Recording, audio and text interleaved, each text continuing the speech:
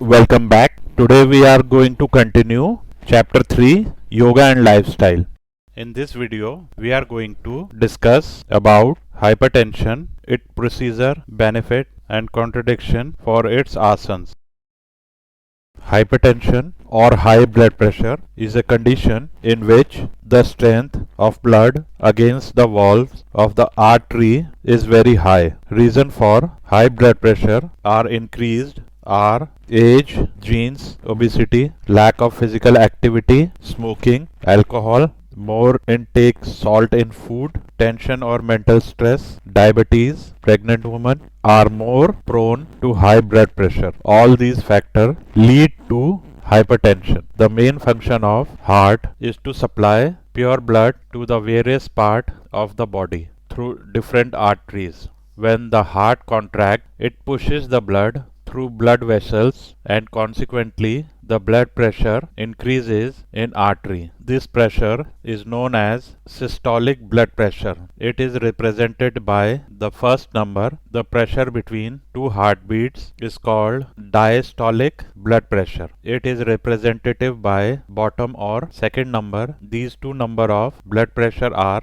measured in mm. Unit means millimeter of mercury. The normal blood pressure of an adult is considered 120/80. The person whose blood pressure readings are beyond 140/90 are said to be having hypertension. High blood pressure can be controlled by doing the following yoga asanas like Tadasana, Vajrasana, Pavan Muktasana, Ardha Chakrasana, Bhujangasana and Shavasana. Here are some questions to test your understanding. Elaborate the role of Ardha Chakrasana and Shavasana to prevent the hypertension. Asana plays an important role to prevent the various lifestyle disease. Ardha Chakrasana procedure: stand straight and keep your hand close to your body. Place your hand on your buttock, breathing gently, bend backwards while keeping the knees straight. Stay for some time in this position. Come back to starting point. Benefit of this asana are: waist become flexible, strengthen backbone, high blood pressure comes to normal, tones the arm and shoulder muscles, keep the knees straight while bending backward. Is the precaution. Shavasana: lie flat on your back, keep your arms at your side and your palms facing up. Legs should be separated and just relax. Start concentrating from your head to your feet and relax each part of your body and feel like you just like a dead body. Benefits are: relax the whole body, releases stress, fatigue, depression and tension, calms the mind and improve mental health. Precautions are: place where Shavasana is performed should be peaceful and noiseless.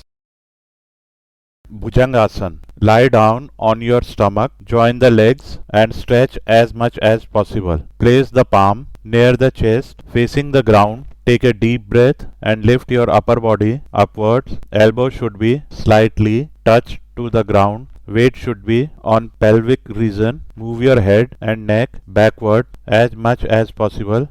Exhale and slightly bring the body in starting position. Benefit of this asana are: digestion improve, sluggish liver is also taken care of, thyroid gland improves, kidney function improves, tones the ovaries. Therapeutic benefits. Some contradictions are: anyone with severe migraine, low or high blood pressure, have a slip disc, suffer from spondylitis and has internal organ problem should avoid this.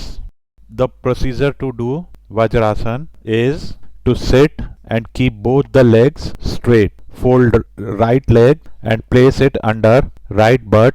Fold the left leg and place it under the left butt. Keep your spine, neck and head straight. Interlock your toes, open your ankle and sit on it. Knees should be touching the ground with each other. Keep both hands on your knee and look straight. Benefit of Vajrasana are: strengthen pelvic muscles. It can be practiced after having food. Enhance digestion process.